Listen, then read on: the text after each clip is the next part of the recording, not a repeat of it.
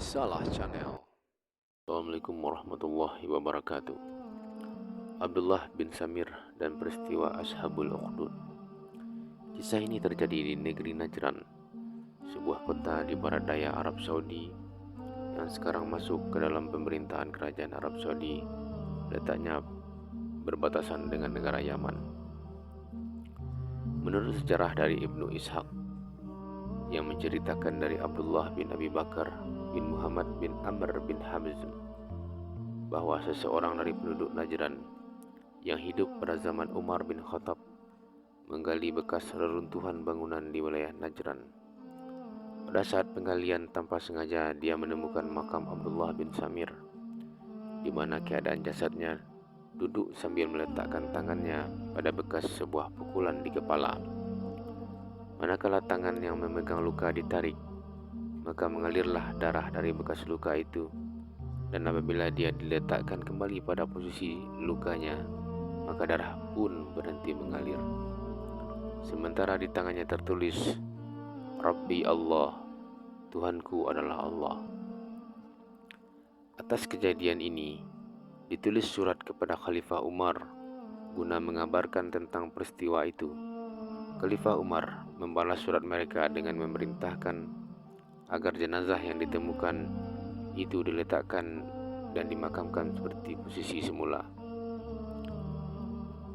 Mari kita mengenal tentang Abdullah bin Samir. Menurut Ibnu Ishaq, dari kisah Yazid bin Ziyad, dari Muhammad bin Ka'ab al-Khurazi, dan dari kisah penduduk Najran sendiri, bahwa dahulunya penduduk Najran adalah penyembah berhala, dan di desa yang bertetangga dengan Najran hidup seorang ahli sihir yang juga mengajarkan tentang sihir ke banyak pemuda Najran. Ada seorang penduduk Najran yang bernama Samir yang mengirimkan anaknya yang bernama Abdullah untuk belajar di sana. Hari demi hari berlalu hingga pada suatu ketika ada seorang musafir lelaki yang tidak diketahui identitasnya membangun sebuah kemah di tempat antara Najran dan desa tempat tukang sihir itu tinggal. Tempat orang itu mendirikan kemah adalah jalan yang sering dilalui Abdullah. Setiap kali Abdullah melewati kemah itu, dia sangat kagum terhadap sholat dan ibadah orang tersebut, sehingga membuatnya singgah untuk mengetahui lebih banyak tentang orang itu. Abdullah banyak mendengar nasihat-nasihat dari orang itu, hingga akhirnya dia memeluk agama dari orang tersebut, yaitu ajaran yang dibawa oleh Nabi Isa alaihissalam yang masih lurus. Abdullah banyak belajar tentang syariat-syariat dan segala macam tentang agama barunya. Abdullah juga belajar tentang Al-Izm Al-Azam atau nama Allah yang Maha Agung. Setelah Abdullah memahami tentang nama-nama Allah yang agung, dia kembali ke tempat asalnya, Najran. Di daerah asalnya Najran, apabila dia bertemu dengan seseorang yang sedang sakit, maka dia akan berkata, "Wahai hamba Allah, maukah engkau mentauhidkan Allah dan menyembah hanya kepadanya? Maka aku akan berdoa kepada Allah agar menyembuhkan penyakitmu." Orang itu menjawab, "Ya." Maka ketika orang itu mengesahkan Allah, dia mendoakan orang tersebut, dan dengan izin Allah, orang tersebut sembuh.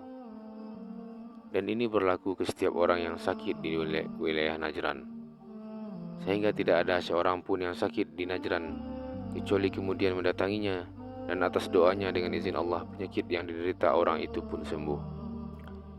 Hingga akhirnya peristiwa itu sampai ke raja Najran, yaitu Zunnuwas. Maka berangkatlah Zunnuwas dengan pasukannya dan mengajak penduduk Najran untuk kembali memeluk agama lama mereka. Zunnuwas memberi dua pilihan kepada mereka, yaitu masuk agama Yahudi atau dibunuh. Mereka pun lebih memilih untuk dibunuh daripada kembali ke agama lama yang telah dibengkokkan ajarannya itu. Maka mereka pun dimasukkan ke dalam parit dan dibakar. Inilah peristiwa Ashabul Ukhdud, yaitu orang-orang yang dibakar dalam parit. Jumlah yang dibunuh mencapai sekitar 20.000 orang. Mengenai kisah kekejaman Zunnuwas dan tentaranya, Allah berfirman dalam Al-Quran surat Al-Buruj ayat 4-8 yang artinya, binasalah orang-orang yang membuat parit, yaitu para pembesar Najran di Yaman, yang berapi, yang membuat kayu bakar.